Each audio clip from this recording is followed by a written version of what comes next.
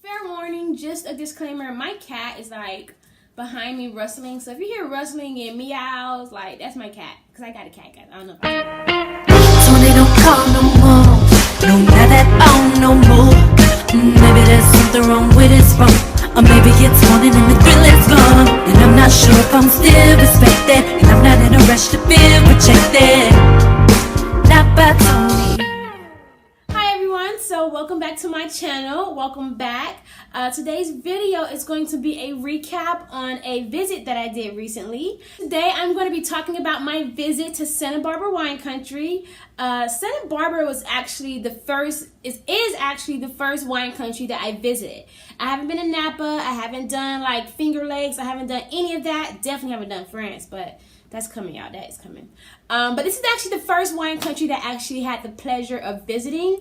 So I'm super excited to share my trip with you guys and like everything we did, all the wines we tasted. It was so much fun. Fair warning, just a disclaimer, my cat is like behind me rustling. So if you hear rustling and meows, like that's my cat, because I got a cat, guys. I don't know if I told you guys. What are you doing? So the winery tour that we decided to go with was called Wine Canyon Tours. Wine Canyon Tours. I will put a link in the description box to the tour, to the website of the tour. Super fun tour, cost us about $120. We got the chance to see 3 tasting rooms and vineyards. We tried at least 5 to 6 wines, sometimes more at each tasting room. Definitely worth the price, and they also gave us lunch included with the price. And of course, we didn't have to drive through all these wineries and vineyards. They drove us with the little shuttle bus that they had. So it's totally worth the price. If you're ever interested, I'll put the winery link in the description box, and you're more than welcome to kind of check out their site. So a few things to know about Santa Barbara Wine Country is it's not as commercialized and it's not as big as Napa Valley Wine Country. It's about half the size of Napa Valley actually. Yet it still has a pretty good reputation for producing some very good Syrahs and Pinot Noirs. So it still has a very good reputation despite it not being as commercialized and as broad scale as Napa. Another thing to know is Santa Barbara is known for producing Rhone style wine. So Rhone is a wine region in France. It's known to produce Syrahs, Grenaches, Mourvedres. These are different kind of wines and grapes. And so what the Santa Barbara Wine Country, what they do is they emulate some of these styles of wine. So they take the Syrah grape, or they take the Grenache grape, or they take the Mourvedre grape, and they kind of emulate the style of the wine through their own wines. So it kind of processes just to kind of produce something very similar to what they do in Rhone. So they're known for Rhone style varietals. They're also very well known for Pinot Noir. I really actually enjoyed their Pinot Noirs. And Pinot Noir, props to them, because Pinot Noir is a very hard grape to grow. It's very particular in the way it grows and where it grows. And they do a very good kind of translation of that in Santa Barbara. Our winery was our first winery visit. Such a gorgeous tasting room. You walk through the room, you see nothing but wood, you see cheese plates. It looks real homey, looks real comfortable. And we get to the tasting bar, and the guy sets us up. Our tasting attendant was Rick. Super knowledgeable. He's actually from the DC area, so that was something that we had kind of had in common, and something that we kind of had to feed off on as far as our rapport. He laid out our tasting grid, and we tried about 5 different wines, 5 or 6, about 5 or 6 wines. Some wines of note were the Fumé Blanc. So Fumé Blanc is a Sauvignon Blanc that's been aged in oak. Most times Sauvignon Blancs are aged in stainless steels, because most winemakers like for Sauvignon Blanc to have a nice, steely, fresh characteristic. We also tried a rosé. Rosé season is upon us. We tried a nice rosé. I think it was Pinot Noir based. We also tried a Pinot Noir, which was really good as well. Of course, we tried a Cabernet Sauvignon. You cannot go to California and not try a Cab. Full-bodied, rich, bold. I absolutely loved it. And then we tried one of my favorite wines of Viognier. So actually, like in the middle of like the tasting, my friend, like the guy Rick, he knows I'm studying for my level 2 certified sommelier exam. And so he stopped the tasting, was like, I want to blind taste you. So I'm like, I'm okay, I'm game, like let's do it. So he poured the wine for me. I couldn't look, obviously that would be cheating. He poured the wine for me, and I had to, go through the motion, smell it, drink it, taste it, and I had to guess what wine it was. It was one of my favorite. That's why she got her nose in there. What is it, Bree? What is it, Miss Blind Test? It's a what? Viognier. A viognier? Viognier? Viognier. Viognier. V on the Oprah channel and yay. Viognier. Viognier. Okay. All right. Let's see. It was one of my favorite wines. I knew off bat what it was. It was a Viognier. I absolutely love Viogniers. That's another grape that originates out of France. It's one of my favorite white wines. Just because Viognier always has a little more body to me, has more tropical fruits to me, like golden apple.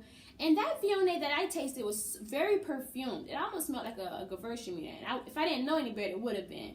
But obviously, it had way too much body for a Gewürztraminer, and it wasn't as like lychee guava on the palate that a Gewürztraminer would have been. Kind of going through our tasting, we really enjoyed it. Rick was super knowledgeable, super helpful. We also got the chance to kind of go out and explore the grounds.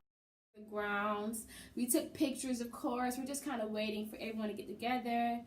We're going out, kind of look at the grounds, exploring, and it was such a blast, and it was a great start to our wine tour. And it was a great first start. So after leaving Roblar, we went to go visit our second winery, which was Andrew Murray Vineyards. So Andrew Murray Vineyards was very different from Roblar. It was a lot more sleek as far as just the presentation of the wine tasting room, as far as the outdoors of it, the whole grounds.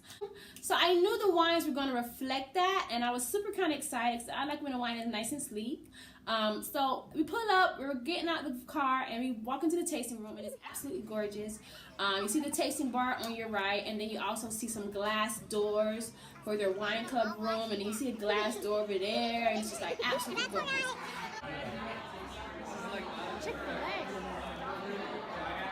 Welcome to the tasting room, and I forget the name of our tasting guy. I think her name was Sam.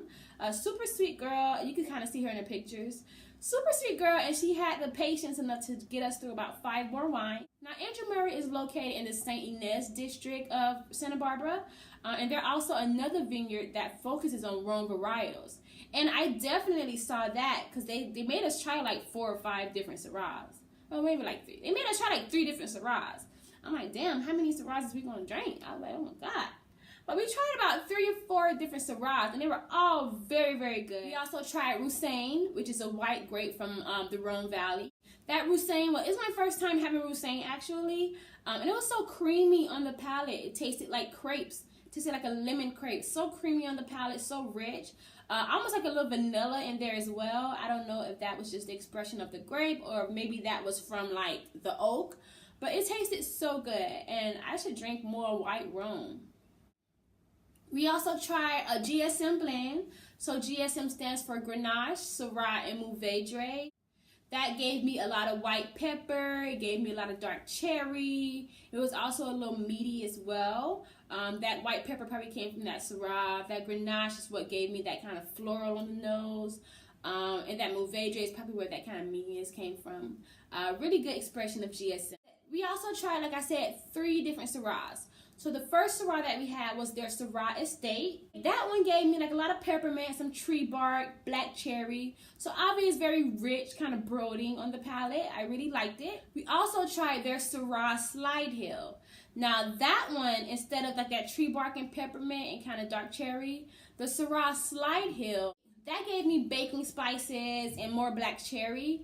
And then they also mentioned how their Slide Hill was made biodynamically. So they don't use any chemicals in their process to make their Syrah Slide Hill. They don't use any like fertilizer. It's a completely organic process. The last Syrah that we tried from Andrew Murray Vineyards was their Syrah Watch Hill. So Syrah Watch Hill. Sorry, that took me a little minute to get. The Syrah Watch Hill was very fruit forward. So instead of like dark cherry, I had more of a tart cherry going on. Very fruit forward, very luscious. Super enjoyed it. While we were in Andrew Murray's, we had the chance to kind of visit their barrel room, which is so cool. Like I love barrels. And when you see how big barrels are huge. And of course I use the barrels to kind of store the wine and age the wine in barrels. And of course barrels are what gives it that toasty, oaky flavor. But I just love being around barrels. They're so big. I love like the wood I love like the look of the wood. I really like wood.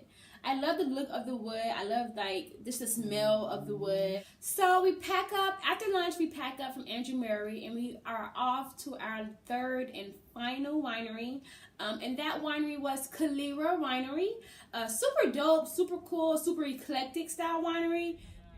And then Kalira is like super eclectic. Number one, it's in a warehouse, which totally threw me off. But I found out that they were actually moving their tasting room. They were in the process of moving their tasting room to another location. So for the time being, they were in a warehouse. But it was still like super cool to walk up to this like row of warehouses in like, you know, in the middle of Santa Barbara, and then come into this super cool tasting room. So yeah, these are all small wineries. It's for the favors for the cold grapes, and they're very small production. So a lot of times they're just really, really outstanding wines because they're really focused, and they know exactly where they want to go to get your grape. Rick, should I close the door? No, yeah, I was looking at it. Very different from the other two. So Roblar was kind of like rustic and like super like traditional.